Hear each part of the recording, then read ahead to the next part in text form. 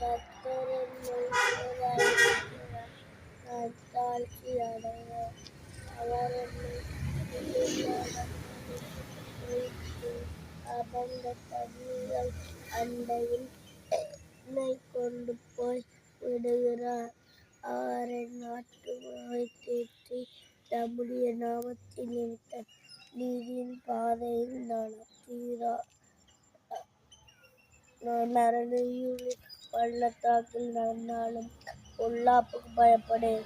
தேவரீர் என்னோடு இருக்கிறீர்.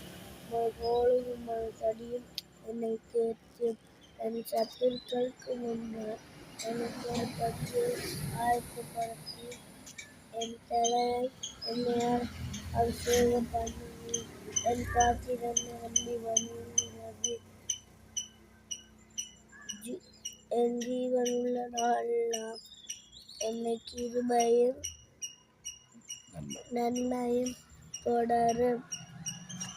நான் கர்த்தருடைய வீட்டிலே நீடித்த நாட்கள் நிலைத்திருப்பேன்.